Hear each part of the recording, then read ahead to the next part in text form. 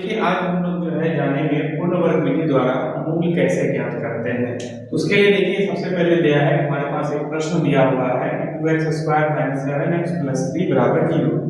इसके लिए सबसे पहले क्या करेंगे कि यहाँ पर जो हमारा नंबर होगा उससे हम क्या करेंगे, डिवाइड कर लेंगे।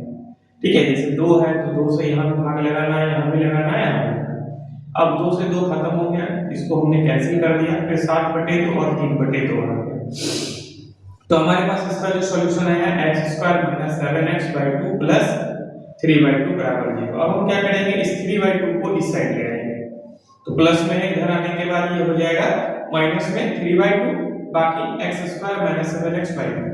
अब दोनों तरफ क्या करेंगे, 7/4 का होल स्क्वायर को जोड़ेंगे। अब 7/4 को ही क्यों जोड़ेंगे, क्योंकि यहाँ जो हमारे पास दिया गया है इसको हमको लाना है a माइनस। ध्यान रखना है कि अगर यहाँ माइनस है तो इसको a - b के होल स्क्वायर पर लाना है, अगर यहाँ प्लस होगा तो उसको a + b के होल स्क्वायर पर लाना है। इसीलिए यहाँ हम लोग क्या करते हैं, 7। लेकिन 7/4 ही क्यों लेना है, ये ध्यान दीजिएगा कि यहाँ जो हमारे पास होगा, जैसे कि 7/2 है तो इसको क्या करेंगे, 1/2 से गुना कर देंगे। जो हमारे पास इंफॉर्मेशन आएगा उसका हम क्या करेंगे, स्क्वायर करके दोनों तरफ जोड़ देंगे।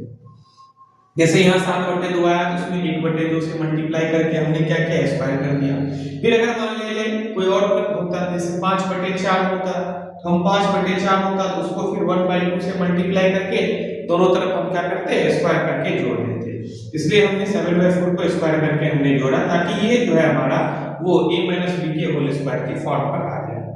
अब जैसे देखिए x² - 7/2x, तो यहाँ हमने 7/4 का होल स्क्वायर, फिर इधर भी हमने क्या किया, -3/2 था तो इसमें हमने 7/4 का होल स्क्वायर कर दिया।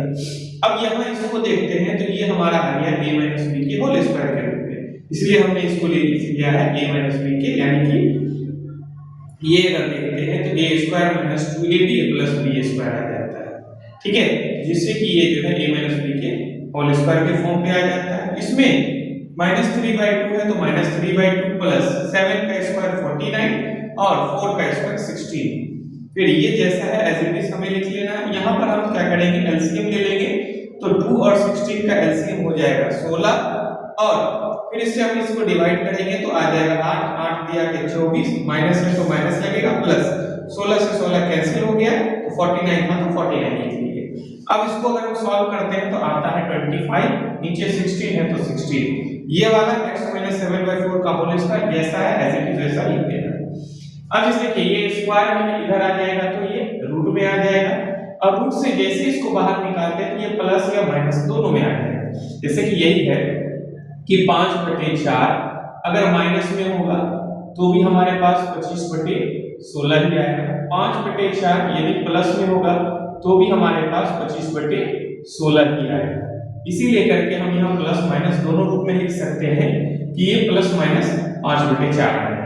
अब एक बार हम इसका प्लस के साथ और एक बार क्या करेंगे, माइनस के साथ।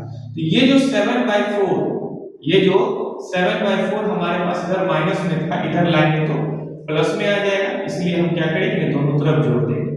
इसको अगर हम सॉल्व करते हैं तो आ जाता है 12/4, इसको सॉल्व करते हैं तो आ जाता है 2/4। जहां इसको अगर हम काटते हैं तो इसका वैल्यू 3 और इसको काटते हैं तो 1/1। तो हमारा पूर्ण वर्ग विधि द्वारा जो मूल होगा वो 3 और 1/2।